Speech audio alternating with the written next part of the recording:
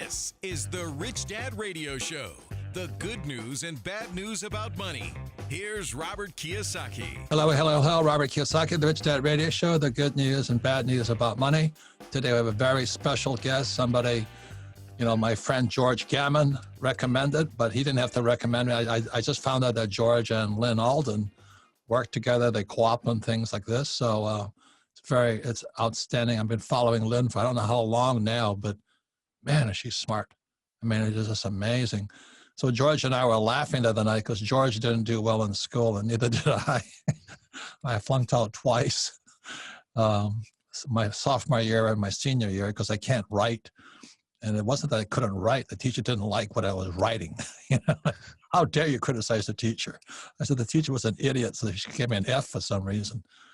But I went to my high school reunion, dark in the dark ages, and I took my wife, Kim. And I walked up to this woman named Sylvia. And I went up to Sylvia and I said, "Hey, Kim, this is Sylvia. This is the girl I sat through all the way through high school." And I said, without Sylvia, I would have flunked out completely. And Sylvia says, "He didn't sit next to me during school.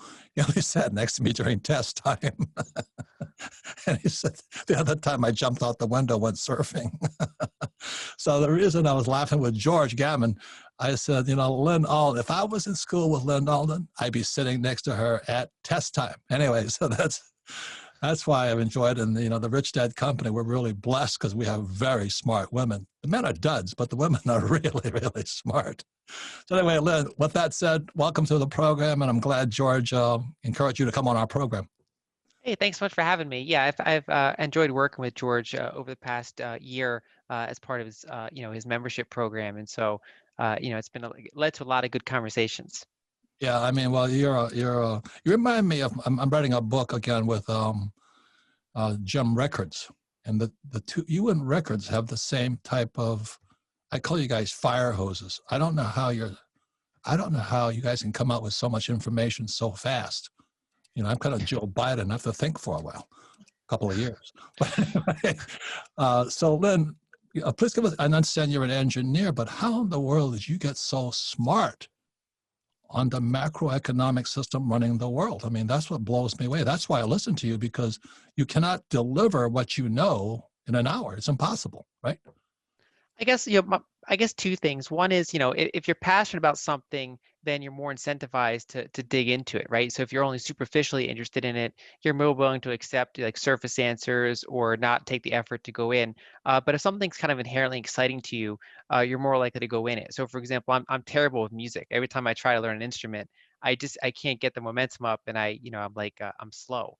But when it comes to how the world of finance works, for whatever reason, that just clicks with me. So I go deep into the rabbit hole. And because I come from an engineering background rather than an economics background, I like to go down to first principles, down to the numbers themselves, and then try to reconstruct what's happening, rather than kind of taking existing models as kind of my core foundation. So what kind of engineering were you in? Electrical. Holy mackerel. No wonder you're so, no, I mean, electrical guys are the smartest of all the engineers, and no, I'm not kidding, because anyway, it's complimentary, but I think that's why I think you think in networks, if you know what I mean. You see, when I listen to Lyn talking about macroeconomics, she sees it as this big network. And in fact, I think you think in quantum physics. In other words, I focus a lot on control systems. And so part of my background was building control systems. And so right.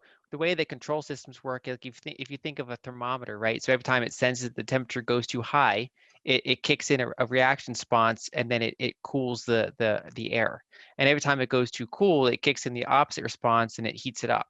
And Right. that's how a lot of macroeconomic systems work. Whenever there's something happening, often policymakers end up putting themselves in the position of the thermometer. So they come in, Right. if deflation's happening, they come in with an inflationary response, and all these different kind of feedback loops. And so the Right. background in control systems kind of goes well with that.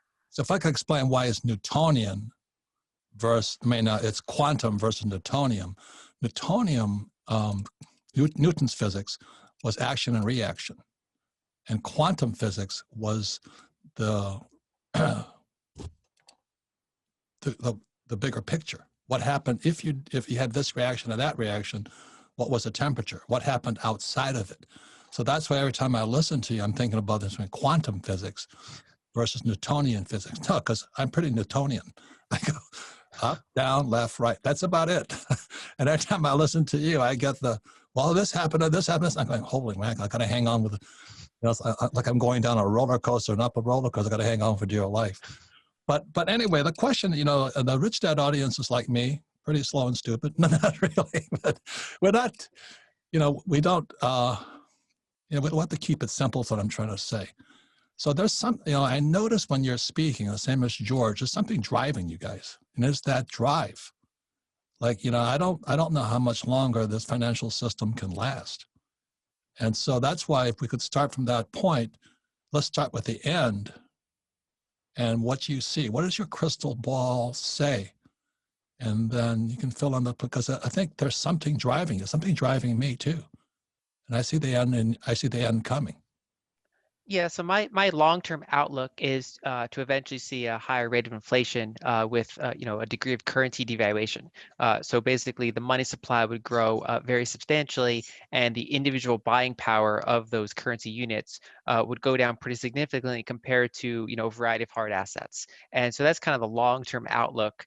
And so a lot of the work I do is, the probability of getting there and kind of the path dependency, the different kind of decision points that can lead to get there faster or slower than other potential paths. But you also, one of your programs, you talked about the book called The History of the World or something?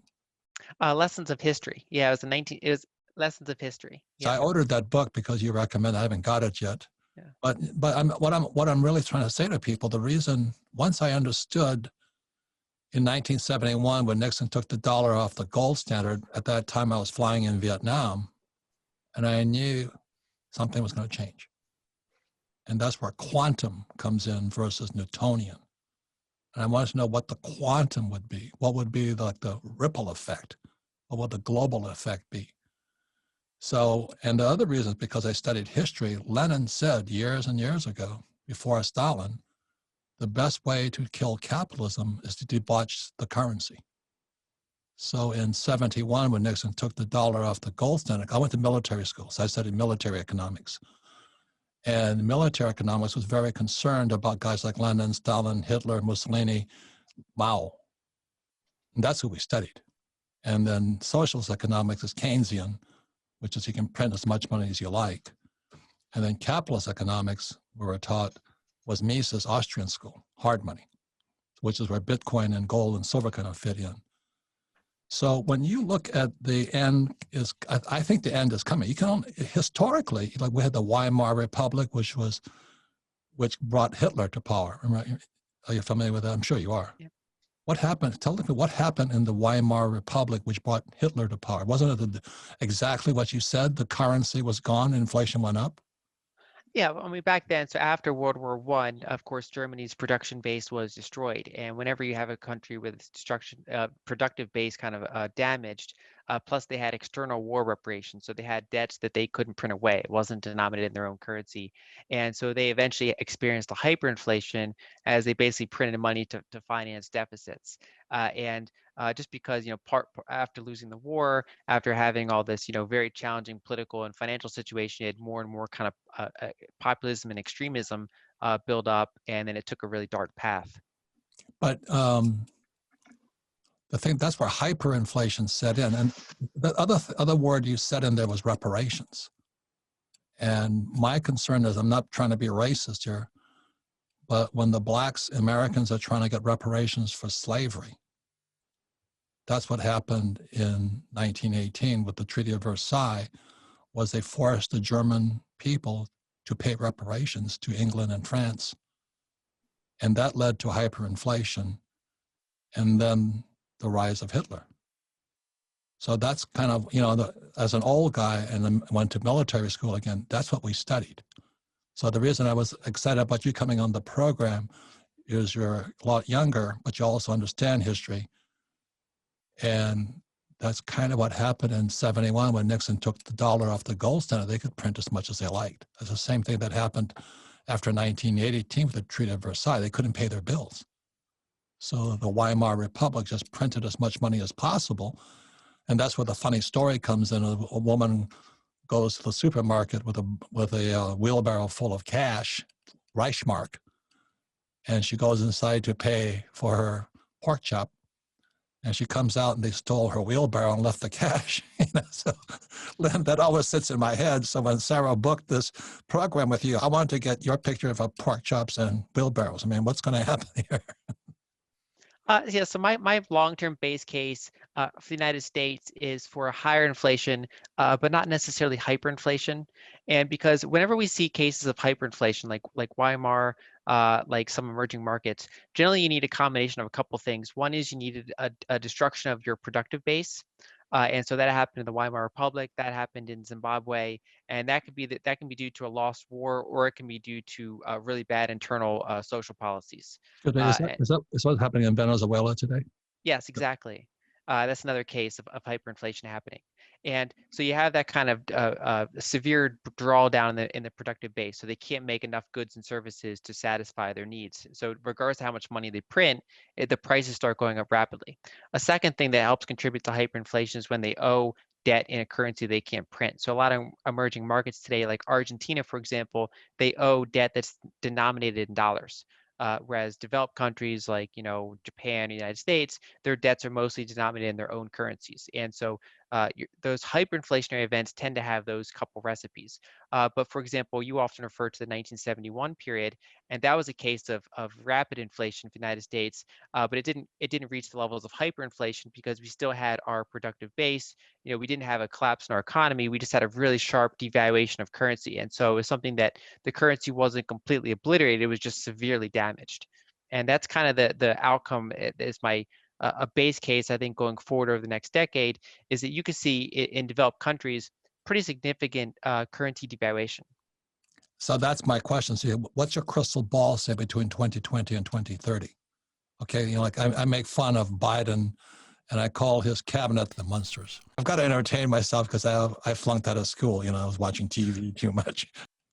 And, I say when Janet Yellen was head of the head of the Fed, and if because we don't know if they made it in, at the time of this broadcast, we don't know if they've made it yet. And if Janet Yellen becomes head of the Treasury, that's separate, the separation between the Fed and the government are gone. They're one now. And so that's the reason I was excited about having you come on the program, is given your, what I call quantum or quantum physics thinking, what's going to happen when the monster takes over? So I think this process is probably going to take several years to play out. And so it's going to start, I think, in the next, handful of years. And it's one of those things where at first, when you get some degree of, they call it reflation, like you start from like a low period of inflation, you get that kind of higher inflation. At first, it can feel good to a lot of people. And so, for example, that's what it felt like this year, when stimulus checks go out and when you have that kind of rebound. And so next year, if you get a decline in the dollar versus other currencies, if you get inflation that goes up to, the official way they measure it, which, that's a whole nother discussion, but if that goes up to 2-3%, in the next, maybe 2 years, that can feel good at first. And then what the problem is, at that point, they're very likely to overshoot because, a lot of their deficits at this point are structural, right? So even just taking out discretionary spending, if you just focus on entitlements and military and interest on the debt, that already is pretty much all, incoming tax receipts. And so, So Lyn, we crushed the economy. It's exactly as you said. What happened in Germany was it crushed production. And that's why when I asked Sarah to invite you on this program, I want to know what your crystal ball says. We've done everything exactly as the Weimar Republic did with the economy. They had to pay reparations. The economy was crushed, production went out. Same thing happened in Zimbabwe, same thing in Venezuela. So I want to know what Lyn Alden's crystal ball says 2020 on. Oh, wait, so we come back. I'm prompting you right now because, anyway, that's why I was sat next to the smartest girl during test time. This is a test time right now. We'll be right back. Welcome back, Robert Kiyosaki, the Rich Dad Radio Show, the good news and bad news about money. You can listen to the Rich Dad Radio program anytime, anywhere on iTunes, Android, or YouTube, as long as they don't take us off again. But anyway, you can listen to our programs. We record all of our programs and we archive them at richdadradio.com. We archive them because we don't make any recommendations. We're a pure education company. So one of the ways you learn best is by repetition. So you can listen to this program again and you'll learn twice as much. But also if you have friends, family, and business associates, listen to this program together and discuss it, and your information, your education, your mind will open up quantumly. Our guest today is a very special person. It's Lyn Alden. She's associated and partner with George Gammon, another big friend of the Rich Dad company. And like I said, I went through high school sitting next to the smartest girl in class at test time, and Lyn's definitely that smartest girl. I went to an all-male school, so I couldn't sit next to the smartest girl because there wasn't one. But anyway, somehow I made it through. And the reason military school is important is because we studied economics. And there's three kinds of economics. There's military economics, socialist economics, and capitalist economics. And when in 1971, I'd already graduated from school, I'm flying in Vietnam, and Nixon took the dollar off the gold standard. And so that's when it twigged me, because I had different types of education, different economics from what they teach regular kids. So our economics in school and business schools today in the US are socialist, Keynesian. You can print money. That's not what he said, but that's what they interpreted. So we have Lyn Alden, and she is, like I said, that she's an EE, electrical engineer, the smartest of all engineers. She thinks differently. And so when she looks at the current economic system and she studies history, I want to know, how is history going to repeat? That's my question. Are we just like Hitler, what brought Hitler to power, 1933? Or is what's going to happen in America Zimbabwe? And I was in Zimbabwe when it came down, and today we have Venezuela. And so is the United States repeating, is history repeating right now? So with that, Lyn, take it away. Yeah, so you talked a lot about destruction of productive capacity, like when you're talking about what happened here in the United States as well. And so on I the think economy. exactly. And I think one of the key things to watch is the destruction in production of commodities. And so, if you look at a lot of commodity prices, exception of gold and silver that have done really well recently, a lot of them are roughly the same price they were 10 or 15 years ago. And that's because we had this period of commodity oversupply. So for example, a lot of cheap money allowed us to apply new technologies to get more oil and gas out of the ground. We had that period of kind of copper oversupply. And so a lot of those things were in a period of oversupply, and that feels really abundant. However, because prices have been in that kind of, they haven't been rising in many cases for several years, that incentive to get new production has diminished. And so, for example, this year we saw a very large reduction in capital expenditures for new oil and gas fields. We also, for several years, have been seeing really weak copper development. And of course, copper is a really important element for the whole new economy, for grids, electrical grids, infrastructure, all these important things, both in the United States and the world. And so, because we've had this period of commodity oversupply, some of the inflationary policy has not been very apparent in everyday life. Some areas we've had a lot of inflation in healthcare expenditures. We've had a lot of inflation in tuition, childcare services. But because commodities have remained relatively cheap, that hasn't really flowed out yet. Now, I think a key thing to watch is that going forward, some of the supply for these commodities is getting pretty tight. And when that goes up against very large deficits that are in large part being monetized, you can start to see a general rise in commodity prices. And it's hard to say if that's going to be next year or 3 years from now. But as we go deeper into the 2020s, I do think that's a really thing to consider, and that can promote a much more inflationary trend and problems getting the commodities we need. So copper just made this big move because it's starting to move right now because the dollar index is going down. Yeah. It's kind of interesting. The dollar index going down. What does that mean to you? So what that means is that the dollar is weakening versus a basket of other major currencies like the euro, the yen, and some of those other ones. And so we've been in the last several years a period where the dollar has been relatively strong versus those other currencies. And I expect in the next several years to see the dollar likely to have another down leg, similar to how it had in the early 2000s, and similar to how it had in the 1980s, the late 1980s. So when it comes down from those strong peaks, that tends to be pretty bullish for commodities, and it also tends to be pretty good for some foreign equities as well. If you're if you're a dollar-based investor, you can potentially counter that by having some foreign equity exposure as well as commodity exposure. But for the average person like me, the dollar going down, purchasing power going down, and commodities like copper going up, is that inflationary? Yes. Yeah. So my question to you is, how long can we keep, like you said it earlier, we have to crush production. That's what caused, Germany in World War I to die. And that's what happened in Zimbabwe. They wiped out the white farmers. I was there. It was horrifying. They were murdering all the white farmers. And now I was not in Venezuela, but I was in Colombia, where George was, watching the exodus out of Venezuela. And so if they've crushed the economy with this COVID shutdown right now, I mean, how many little guys are going out of business? It's sad.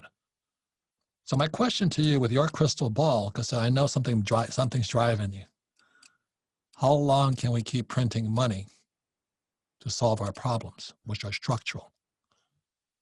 I think as you get deeper and deeper into this decade, so call it 5 years or so, especially because you have to figure out how much they're going to print, when are these commodity shortages going to become acute. But I think as we get roughly to the middle of this decade, I think that's where we start to run into some of these key shortages in things that have felt very abundant for the past 5, 10, 15 years. I think we're going to find ourselves in that period again, where we didn't invest enough in some of the production of some of these things. And as you point out, we had a really big destruction of small businesses this year. So, for example, something like 100,000 restaurants have gone out of business, while larger corporations, because they have capital financing, in some cases they have bailouts, they have the Fed buying their bonds, they've been able to stay in business to a better extent than some of these small businesses. And so I think that a lot of these forces are going to kind of come to a head, probably as we get roughly in the middle of this decade, would be my best guess. But a lot of it was, you look at Neiman Marcus, they declared bankruptcy. When Neiman goes bankrupt, there's something really sick inside America. But the other question I have for you, because you're more macro also, when you look at China, it appears to me we're at kind of a currency war with them, a trade war with them, because when we lost our production, because we shipped our production overseas to China. So that's another reason we're in precarious position in 2020. So what do you see is going to happen in China with the Chinese yuan and all that? That's my concern. How desperate are they going to get? Because they have to have jobs too. Because if they don't have jobs, you have revolt. Do you know what I mean? They're like a similar problem America is. Yeah, one of the things they're focused on, because they're also, I think, really acutely aware of this potential commodity shortage. And so one thing they've done in the past several years, instead of reinvesting their dollar surpluses, their trade surpluses into buying U.S. Treasuries like they used to do, they've been starting to reinvest those dollars into commodity projects around the world. So they're financing oil field development, in Russia, Eastern Europe, Latin America, all throughout kind of Eurasia in general. And so, they've called that the Belt and the Road Initiative. So they built tons of infrastructure, but also commodity development. And so that's so far been China's attempted answer. Now we'll see how well that works, but they're clearly trying to make sure they have access to commodities. They're also working on ways to buy those commodities outside of the dollar-based system. So for several decades, only dollars pretty much could buy commodities around the world. So even if France buys oil from Saudi Arabia, they pay for it in dollars, even though it's neither of their currency. And so China's been in this world where they've actually surpassed the United States in terms of becoming the biggest world's commodity importer. So for most commodities, they import more than the U.S. does, but they still pay dollars for most of those. And so one of their projects over the past several years was diversifying the types of currencies that they can buy commodities in. So now they can pay Russia in euros, for example, in order to get some of their oil and gas. And they're also, looking probably to get more and more of their own currency priced. And so I expect over the long term, their currency is probably going to hold up relative to the US dollar fairly well.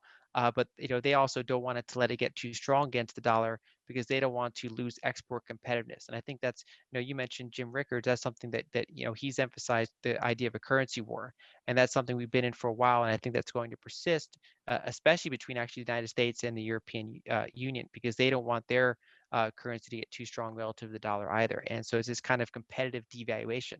And the winner of that ends up being hard assets, the things that are inherently scarce, whether it's commodities, gold, silver, Bitcoin, things that can't be debased. So that brings up the next question, the euro. What do you see? Because euro, I don't know if you think it's going to hold together, but it's kind of they try to be the United States, but they all hate each other. They hate each other every war. And how are they doing? How's the euro going to hold up? So from a like say a 3-year perspective, I think that the euro could strengthen relative to the dollar. The biggest long-term problem they have is that they have basically a monetary union between their countries, but not a fiscal union. So they don't have kind of a unified retirement system. If Italy racks up debt, we talked before about what happens when a country has obligations that they can't print. And so what all those countries did is they combined into the euro, and neither of those individual countries can print the euro. Right? So only the shared, the ECB, the shared basket that they've all put their kind of value into.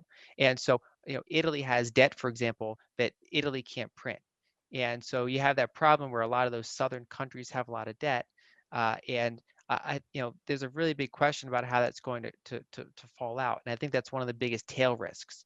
And so, whereas United States and Japan, for example, they have this more unified currency system within themselves. Europe has a big kind of a potential fracture point. And so that's why, their banks have been trading extraordinarily low valuations because people are afraid of the solvency risk that some of those banks could have if the euro were to encounter a major problem.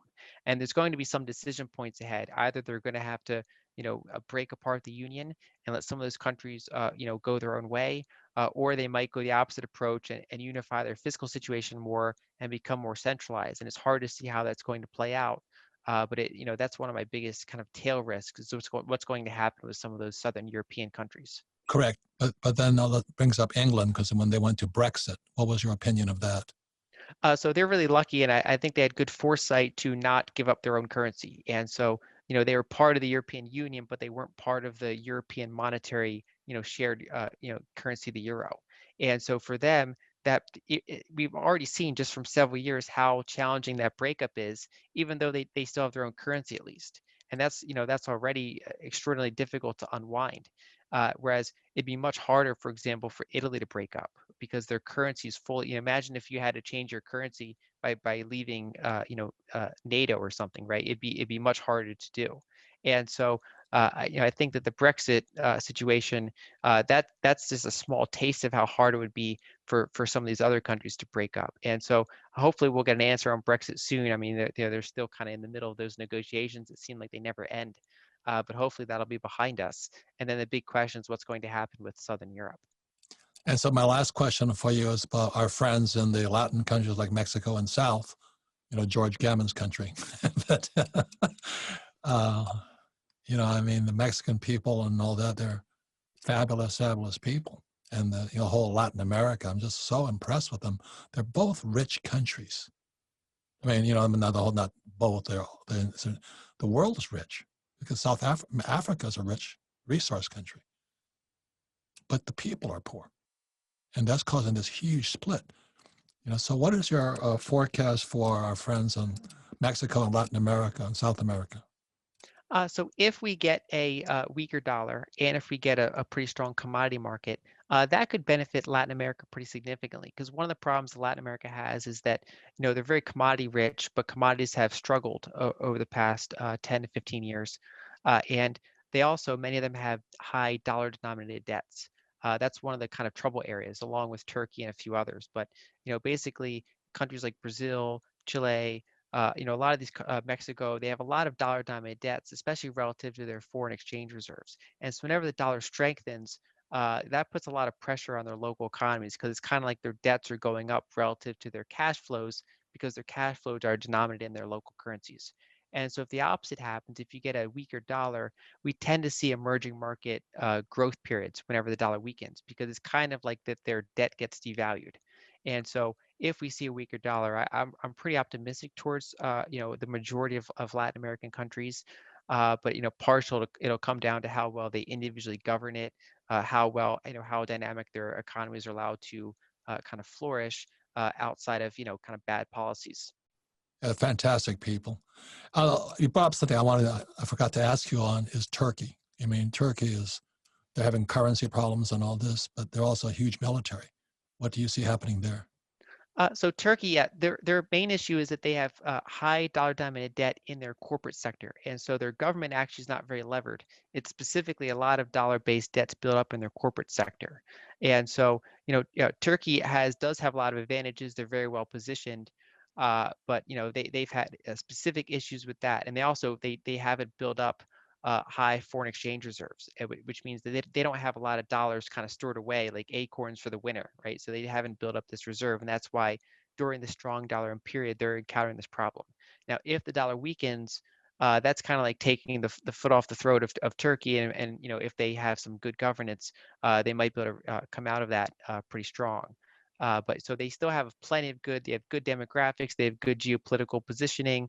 They have a pretty competitive manufacturing base, and the biggest problem they have right now is that all of their dollar-denominated corporate debt that they can't devalue it, they can't print it, and they're kind of subject to the whims of how the dollar holds up relative to other things. We could go on forever, but there's also, I just bring it up. There's also a thing called a euro dollar. This thing is not just Joe Biden getting elected.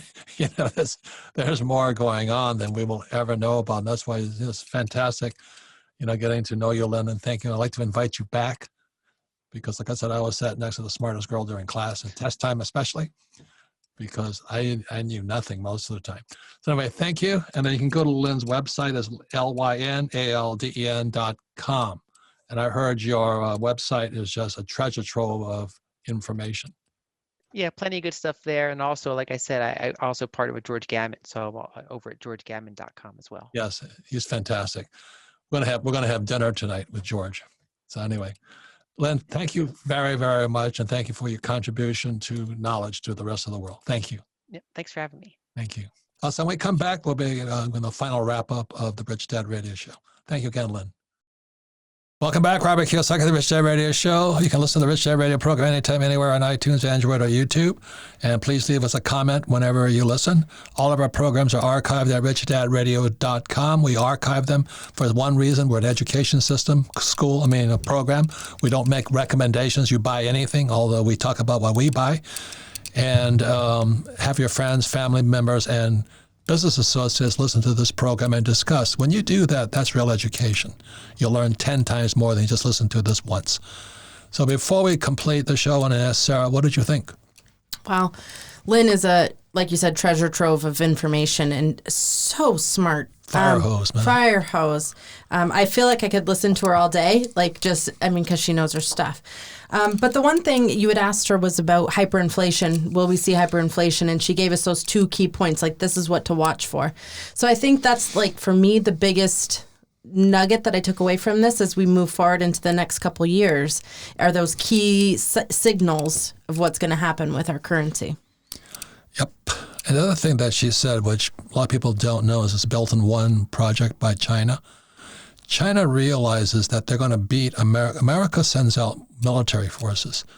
And I've been in Zimbabwe, and I've seen the compounds the Chinese have built there, because when the economy crashed, the Chinese moved in. And they're taking out the resources. I was in Panama when I was watching the Chinese negotiate to build a bigger Panama Canal to beat the U.S. Panama Canal. And I was in Cameroon when I saw them trenching. They were trenching fiber optic cable all across Cameroon. They were also thinking of building a road across South America. And so what China is doing is building infrastructure. And also the other thing that is my gold mine in 1999 was in China. And they needed gold, so they took it. So I don't know if Americans know what's going on. It has really nothing to do with Joe Biden or Trump and all this. They can't protect you. So that's why the Rich Dad Radio Show, but also all these characters on YouTube and all that, they're far better than going to school. I mean, people like Lyn Alden and George Gammon and Anthony Pompliano. I mean, these guys are geniuses at what they do. So anyway, that's why I thank you for listening to the Rich Dad Radio program, because your college professor has his head up his butt or her butt, whatever it is. They don't know what's going on. They're hanging out in school. So thank you for listening to the Rich Dad Radio program.